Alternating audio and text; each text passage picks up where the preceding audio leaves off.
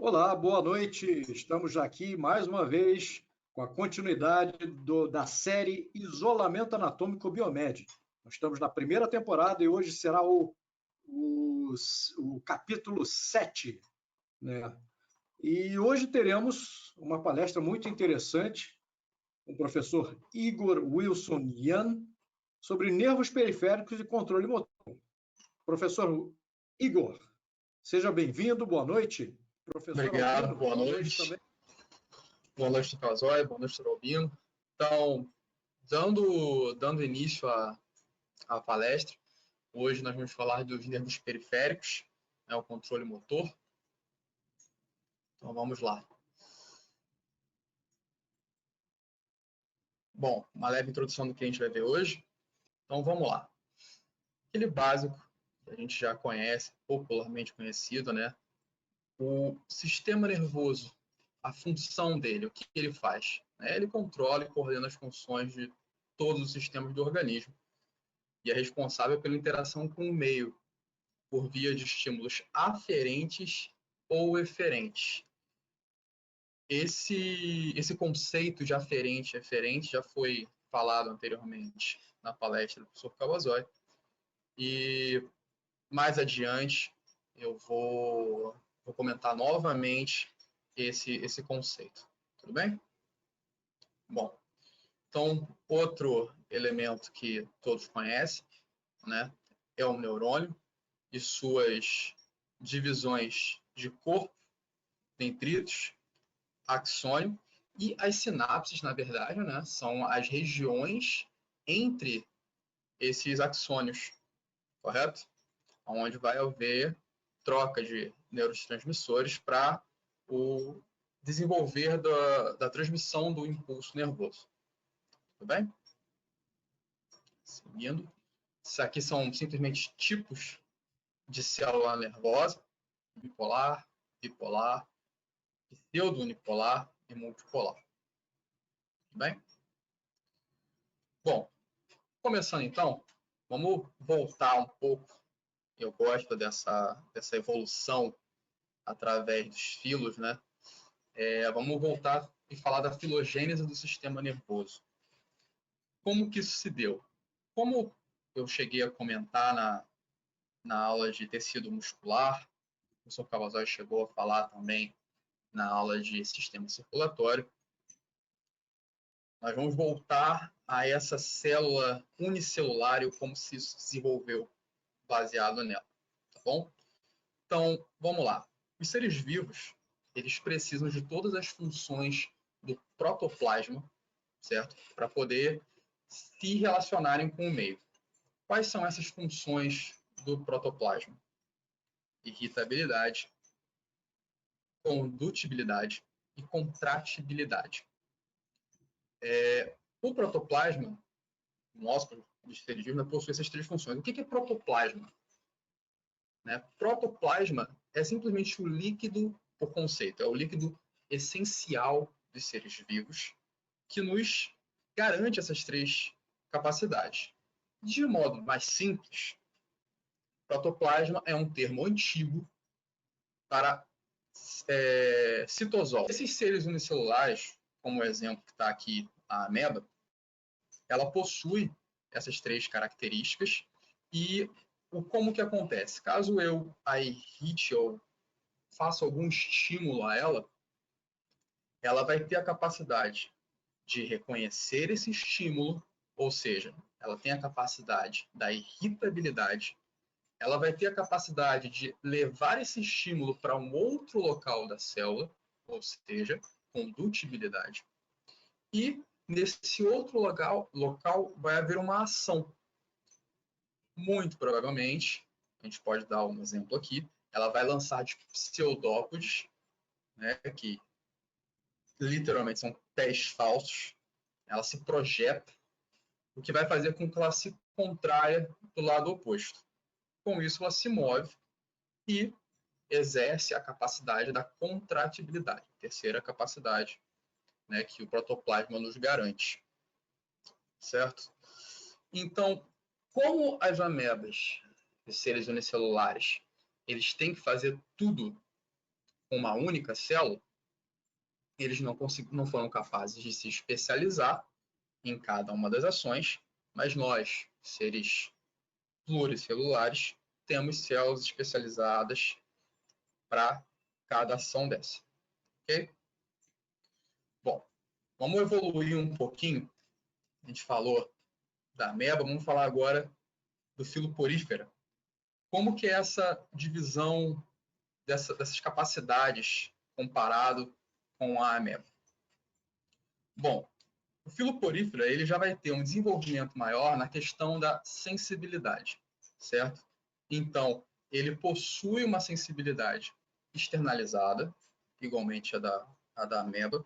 Entretanto, as suas células responsáveis pela contração por musculatura já começam a estar mais internalizadas, correto?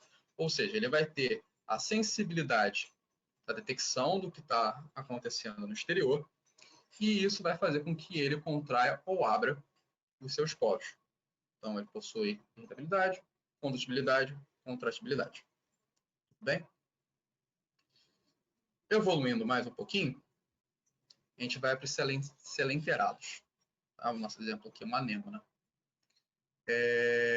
Os selenterados ele já tem uma capacidade de sensibilidade mais evoluída, mais desenvolvida, no qual o seu tecido nervoso de sensibilidade ele está bem externalizado e ele possui a capacidade de detectar o que está ali.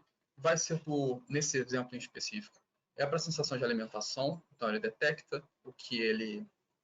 algum possível alimento, e na reação um pouco mais distante, motora, ele faz com que esse alimento seja tragado, certo?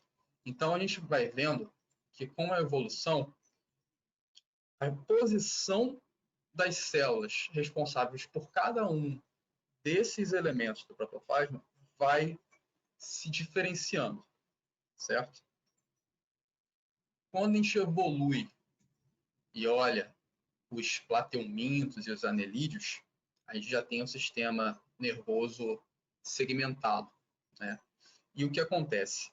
Nisso, vão haver gânglios cerebroides que vão funcionar como o sistema nervoso que nós temos, um protótipo. O que seriam gânglios, em primeiro?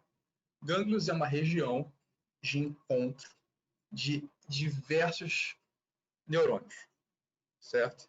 Então, ali vão ocorrer diversas sinapses, tá bom? E o que o anelídeo, a minhoca aqui no caso, ela pode ocorrer com ela?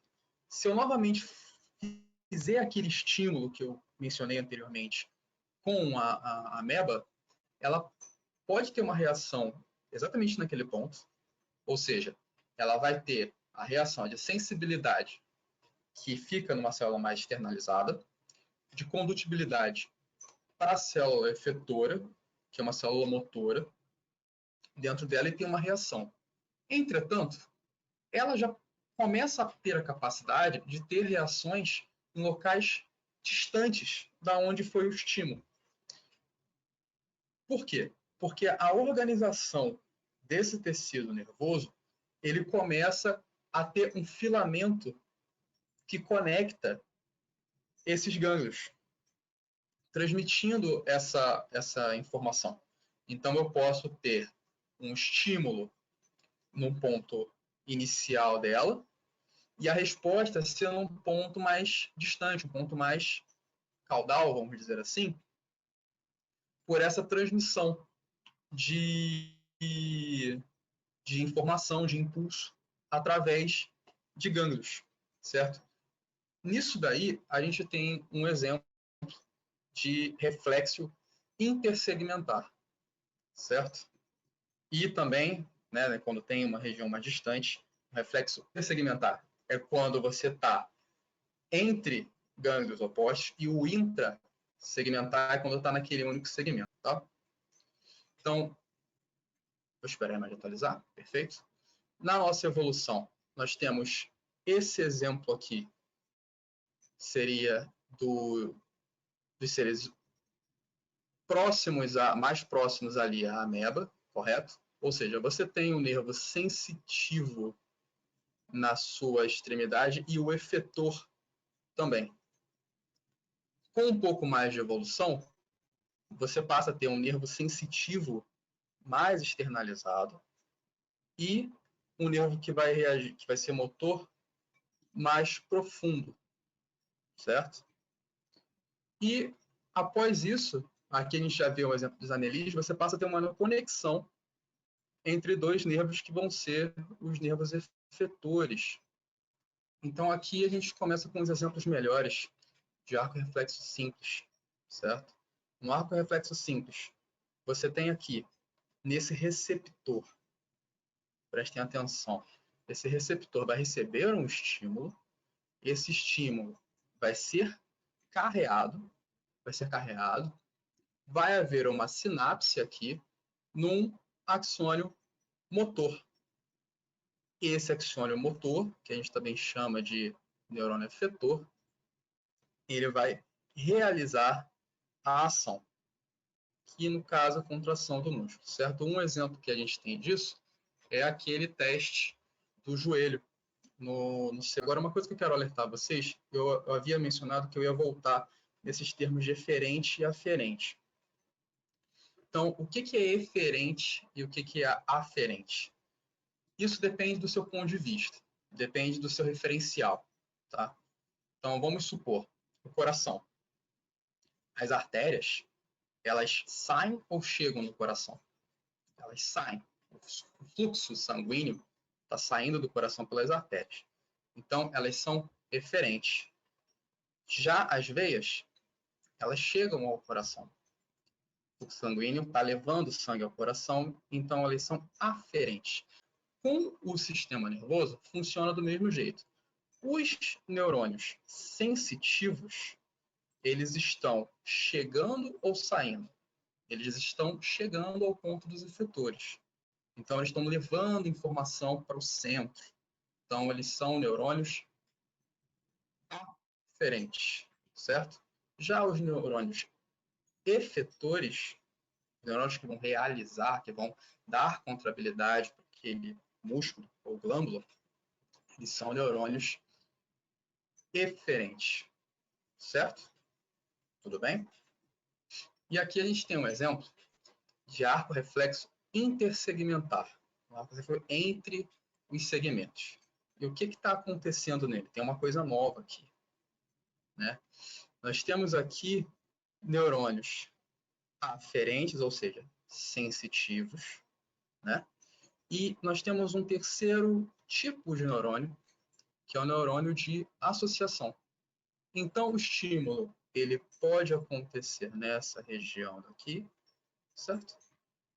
E vai haver um carreamento desse estímulo nervoso, neurônios efetores, que vão desencadear sua função no músculo ou glândula, tá? E, além disso, eles podem ter uma reação distante. Como? Através do neurônio de associação. Tá vendo? Um terceiro tipo de neurônio é o tipo de neurônio que a gente mais tem no corpo, em maior quantidade, são neurônios de associação, certo? Para poder carrear essa informação. E olha que interessante, quando se ouve a evolução, se a gente pega nas formas de vida mais simples, a parte cranial, a parte anterior delas, é a parte que inicialmente tinha contato com o meio. Então, aquela região, ela passou a sofrer inúmeros estímulos. Estímulos que acabaram fazendo com que a evolução favorecesse aqueles que conseguissem ver, que conseguissem sentir, que conseguissem, através de antenas, enfim, para conseguir perceberem mais. Então, os neurônios de associação tiveram que se fazer presentes para possibilitar a múltiplo processamento ali, né, de informação. E a gente vê isso na evolução até o nosso ponto. No nosso encéfalo, ele é a nossa parte cranial, a nossa parte antecessor, né? Com múltiplos neurônios de associação, e a gente consegue ver isso desde lá de trás na evolução. Esse aqui é o famoso exemplo do joelho, né? Então, o que acontece? O médico dá um estímulo na patela, certo? Esse estímulo é sentido por fibras sensitivas, né, da coxa. Esse estímulo é carreado e ocorre na sinapse, que com resposta, um neurônio efetor vai passar esse sinal para os músculos da coxa, resultando na elevação da perna. Então, em resumo, o que seria um neurônio aferente? Né? É um neurônio sensitivo que ele inicialmente se encontra em relação com a superfície. Um neurônio eferente é um neurônio motor que conduz o impulso nervoso ao órgão efetuador. Dos mamíferos é um músculo ou uma glândula, e o neurônio de associação ele vai ampliar o número de sinapses que ocorrem.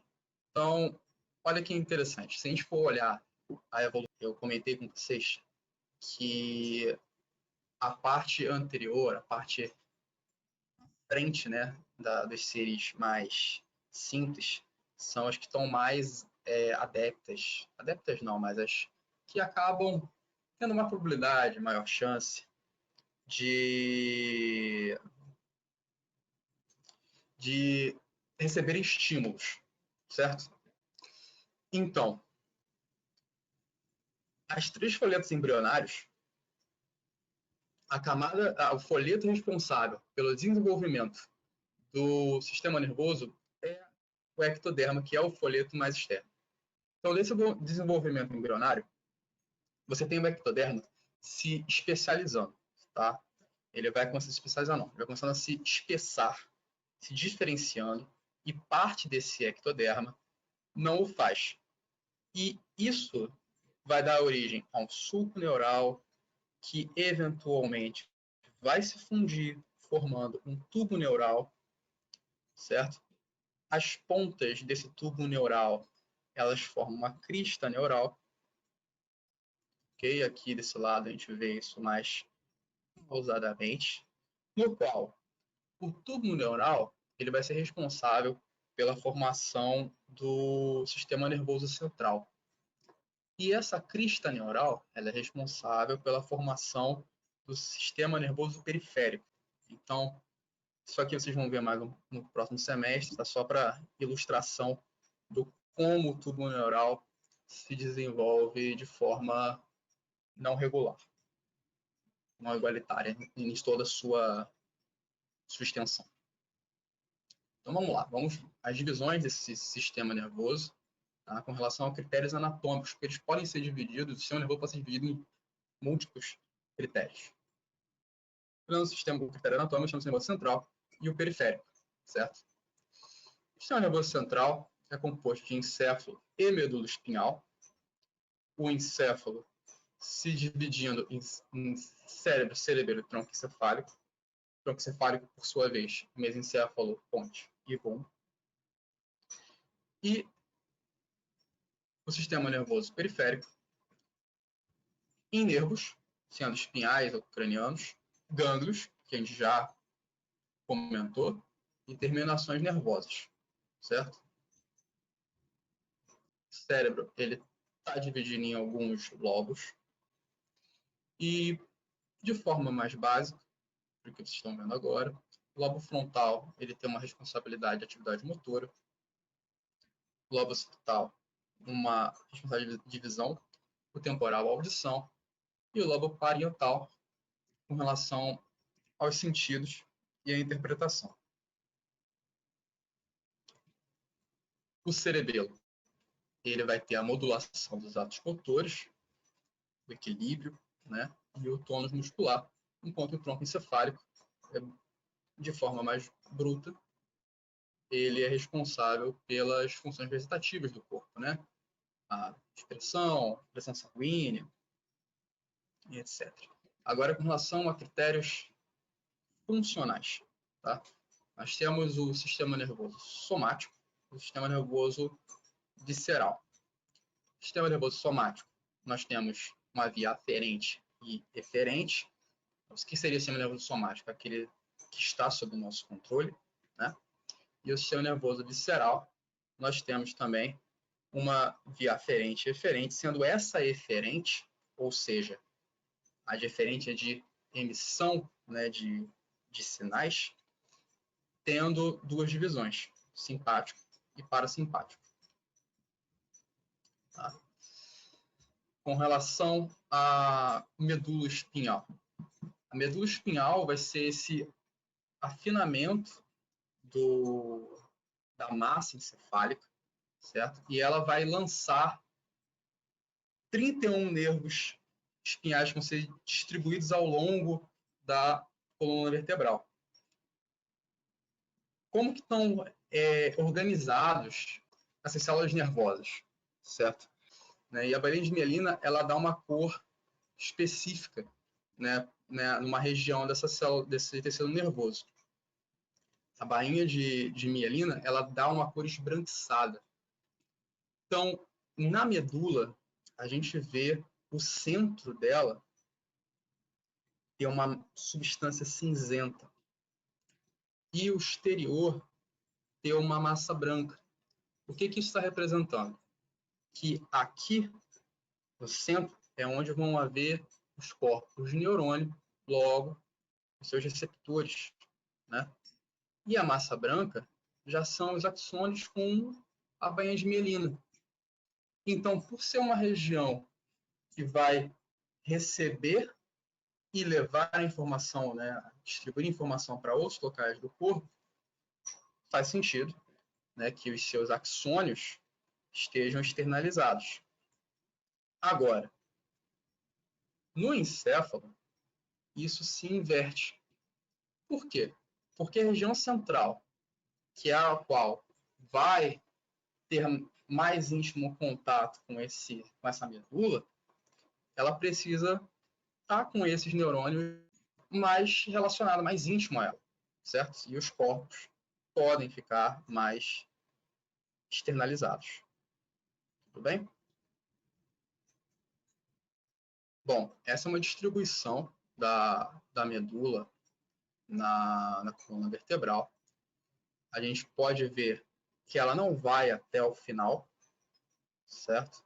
Isso aqui tem uma importância cirúrgica grande, certo?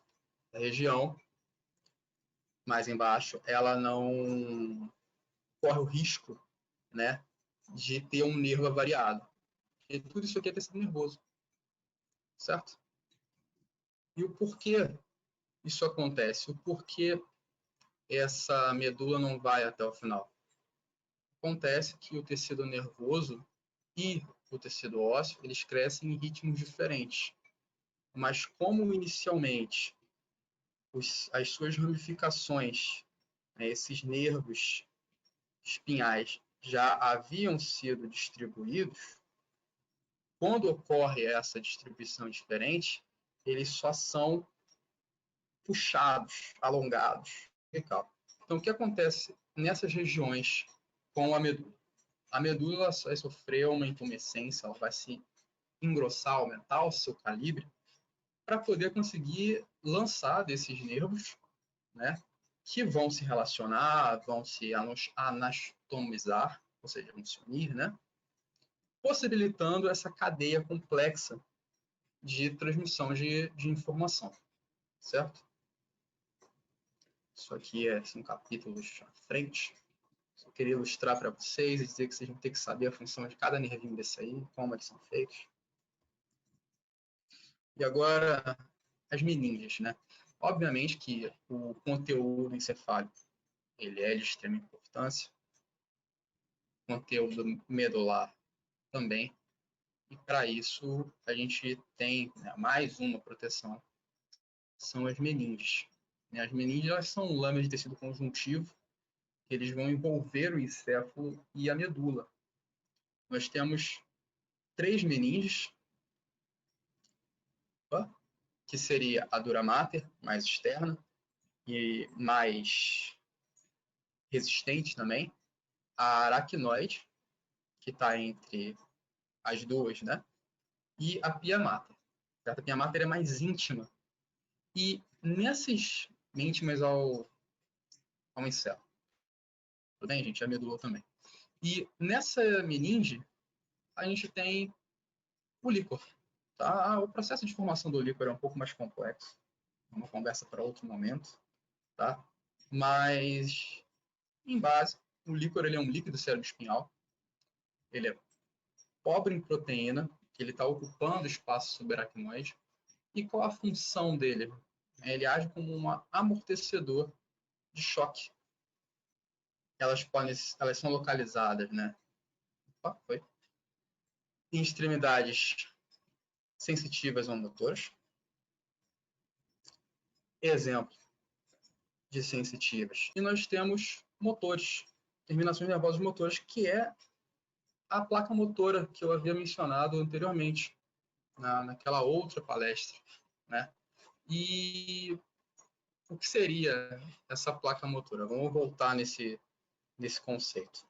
Bom, o conceito importante para a gente falar de placa motora é o conceito de unidade motora. O conceito de unidade motora se trata de quando um nervo motor ele inerva as fibras musculares. E olha que interessante. Um movimento que seja sensível, que necessite de precisão, esse nervo motor, ele não vai inervar mais de 10 fibras. Um exemplo, no caso, os músculos motores do olho.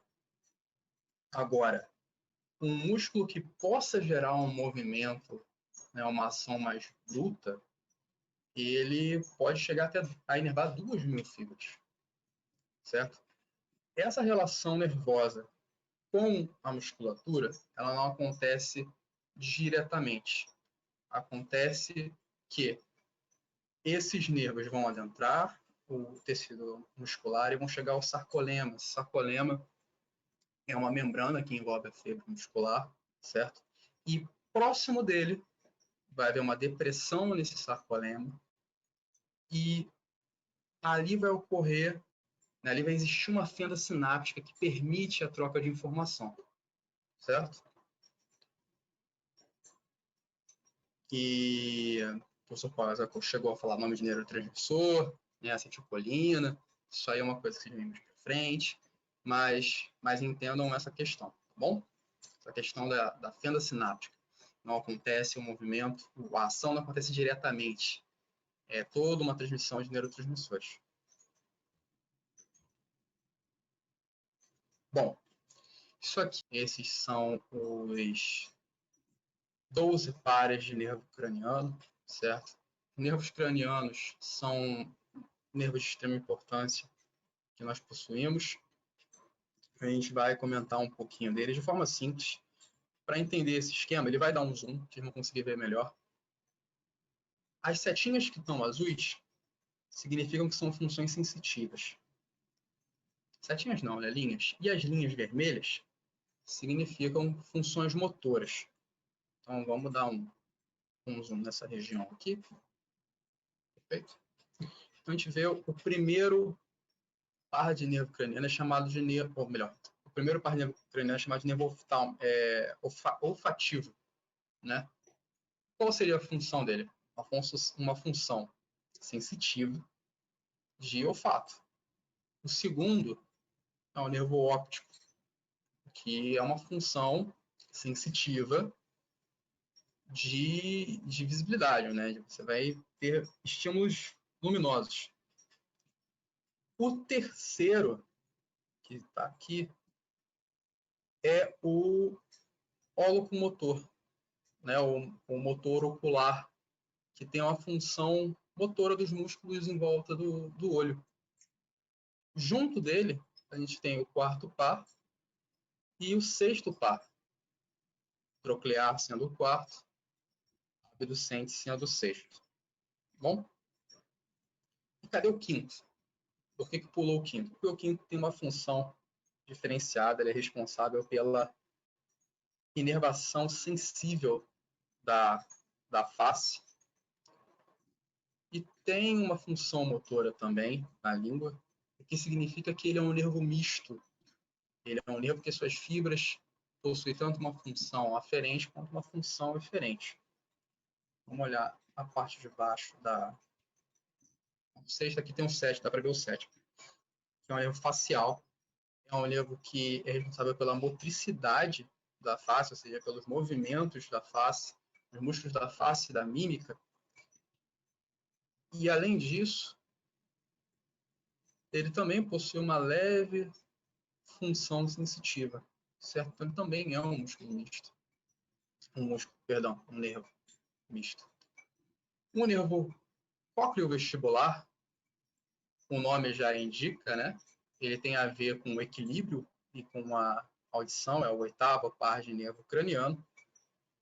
É seguido pelo nono, nervo glossofaríngeo, que tem uma função importante na língua e em estruturas da faringe, como o nome indica, né?